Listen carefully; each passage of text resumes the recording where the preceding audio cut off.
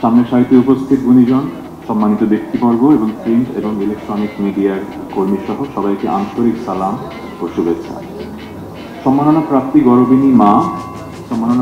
গর্বিণী মা এবং তাদের স্বনামধন্য সন্তানবৃন্দের সবাইকে আন্তরিক অভিনন্দন। আয়োজক বৃন্দে যারা আমাকে এই অনুষ্ঠানে গর্বিত মায়ের সম্মাননা প্রদান করেছেন তাদের সবাইকে জানাই বিশেষ কৃতজ্ঞতা। এই সম্মাননা প্রাপ্তি আমার জন্য গৌরবের, কারণ হাজার হাজার মাদের মধ্যে থেকে আপনারা আমাকে গর্বিণী মা 2024 সম্মাননা প্রদান করেছেন। আমরা সবাই জানি মাতৃত্বের স্বাদ অসম্ভব মধুর, আবার কখনো কষ্টের। এই মাতৃত্বের আস্বাদ আমার জীবনে দুবার আশীর্বাদ হিসেবে আসে।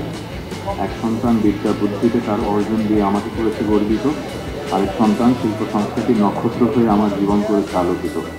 আজ এই মঞ্চে আমি না আসতে পারলেও আমি আপনাদের কাছে কৃতজ্ঞ আমার ক্ষুদ্র জীবনের দুই আলোর কারণে আমাকে সম্মানিত করেছেন বলে। পরিশেষে সবার সুস্থতা ও মঙ্গল কামনা করছি। আজকে চারিদিকে অসংখ্য গুণী মানুষের মিলন মেলা।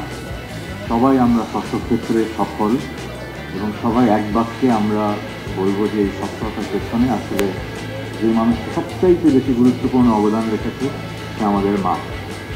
যাদের মা আমাদের সাথে এখনো আছেন, আমরা এখনো প্রতিটা দিন প্রতিটা মুহূর্তে তাদের দোয়াতেই বেঁচে আছি। আর যাদের জীবনে তাদের মা নেই তারাই জানেন যে কি কষ্টটা কি। আমি যেহেতু গত বছর আমার বাবাকে হারিয়েছি, আমি উপলব্ধি করতে পারি। 20 দিন আগে যখন আইসিইউতে 24 ঘন্টা থাকতাম আমার মায়ের সাথে, তখন বুঝতে পেরেছি যে আসলে জীবনটা কতটা ঠুনকো।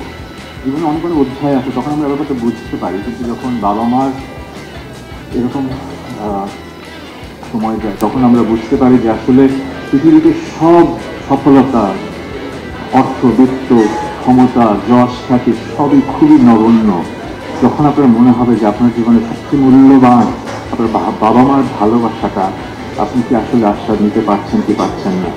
তো আমি এই মঞ্চে যারা আছেন সবাইকে বলবো যে একটু আগে তিয়াস ভাই আমাকে আসলে একটু কাঁদিয়ে দিয়েছিলেন। পৃথিবীতে অনেক কিছু অর্জন পাবেন, কিন্তু মাকে জড়িয়ে ধরে যদি ভালোবাসি কথাটা বলতে না পারেন তাহলে আপনি জীবনে কিছুই পাবেন। আমি দোয়া করবো যেন যারা আজকে এই আয়োজন করছেন তাদের আমি যেন মন খুলে দোয়া করবো। আমার জীবনে অনেক অ্যাওয়ার্ড পেয়েছি, কিন্তু এই যে সুযোগটা মাকে বলার একটা স্টেজে দাঁড়িয়ে তোমাকে কতটা ভালোবাসি, এইটা আসলে অমূল্য। তো ইউনিভার্সাল মেডিকেল কলেজকে অসংখ্য ধন্যবাদ। Thank you.